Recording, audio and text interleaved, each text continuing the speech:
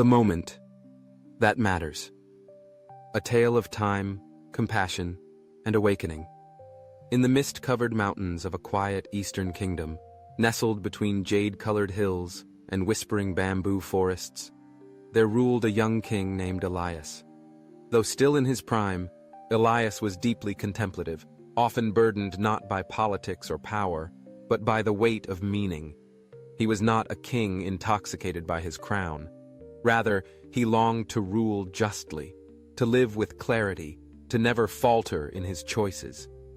There were 3 questions that stirred endlessly in his heart, like wind moving through a bell that had not yet been struck.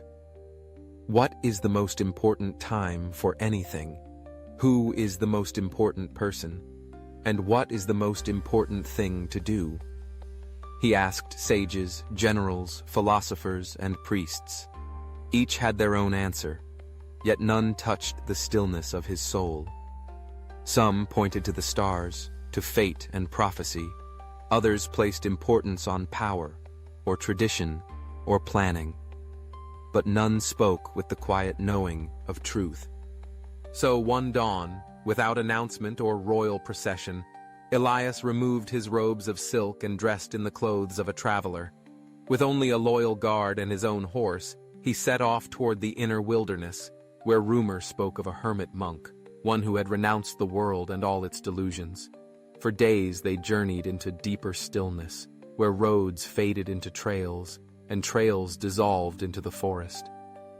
Finally, as the morning light spilled gold through the leaves, Elias spotted a thatched hermitage hidden beneath a great Bodhi tree.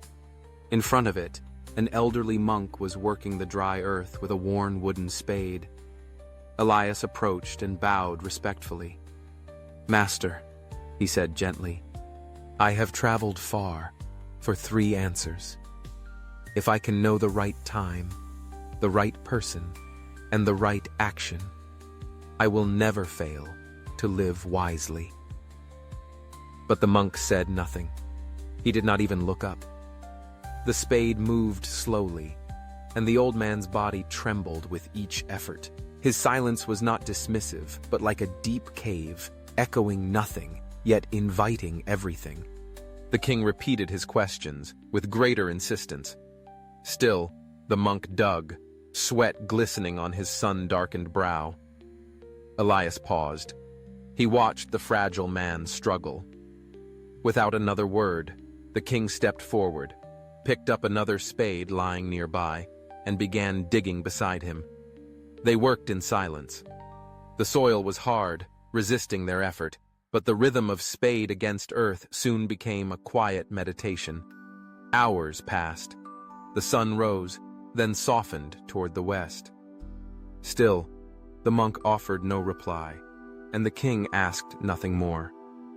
Just as they paused to rest, a sound burst through the forest, a crashing of limbs, the panting of someone in pain. A man staggered into the clearing, his robe torn and stained with blood. He clutched his stomach, where a deep wound gaped, and collapsed near their feet. Elias dropped to his knees. Without hesitation, he tore strips from his tunic to dress the wound, fetched water from the nearby stream, and cooled the man's fevered brow. His hands, unused to labor, trembled as he cleaned the dirt and blood. Nightfall came. They lit a small fire, and Elias kept watch while the monk prepared a simple tea. By dawn, the wounded man stirred. His voice, hoarse and trembling, broke the quiet. "I must confess something," he said, looking at Elias with eyes wet from both pain and shame. "I came to kill you." Elias did not move. "I am from a family dishonored by your father's decree. When I learned you were traveling through the forest, I waited with a blade. But your guard spotted me. I was wounded before I could strike. I ran and collapsed here." He looked down, overcome. "But you saved me," he whispered. "You tended me, not knowing who I was. You gave me water, warmth, and care. You turned my hatred into shame, And now, into gratitude. If you will allow me, I vow to serve you with my life." Elias was silent. The fire crackled between them. He looked at the man, not with judgment, but with a quiet, penetrating gaze. "You are already forgiven," he said softly. Then he turned once more to the monk. "Master," he asked, "now will you answer me?" The monk finally smiled, as if a bell had been struck in the deep forest of his silence. "You already have your answers," he said. Elias furrowed his brow, unsure. The monk set aside his spade and gestured toward the soil they had turned, the man they had saved, the fire they had shared. "The most important time is now," the monk said. "It is the only moment where life unfolds. The past is but a shadow, and the future a mist.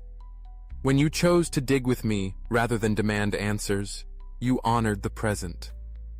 He continued, "The most important person is the one who is with you in this moment, not your subjects in the palace, not your advisors in the court, but me, an old monk digging in the dirt, and later, this wounded man, your would-be killer, who in his greatest need became your greatest teacher. And the most important thing to do," the monk said, his eyes soft as dusk, "is to do good. Nothing else will follow you beyond the grave." "In kindness, you saved a life. In presence, you saved yourself." The forest stood still. Even the wind seemed to listen. Elias felt a quiet shift in his heart, not the thunder of revelation, but a deep exhale of understanding. All his seeking, all his questions, had led him not to a theory or doctrine, but to 3 living truths. Now is the only time. The one beside you is the one who matters, and goodness is the only act worth doing. They stayed together for several more days. Elias helped the monk plant beans and clear brambles. The wounded man, now healed, built a small fence around the garden as a gesture of devotion. No one spoke much, but their silence was full. When Elias returned to the palace, he did not speak grandly of what he had learned, but his rule changed. He began to meet his ministers with full attention, not distracted judgment. He spoke less of plans and more of presence. He listened to the poor and tended to the sick. When asked how he became so wise, he would smile and say, "The earth, a monk, and a former enemy showed me the way." And though he never returned to the forest, he often stood by the palace garden, pressing his hand into the soil as if remembering. There is a silence that teaches, a kindness that transforms, and a presence that awakens. The story of Elias is not only a tale of a king, it is a mirror for us all. We search for clarity in books, prophets, and futures not yet written, but the sacred always whispers in the now. The child needing your attention, the stranger who crosses your path, the task right before you.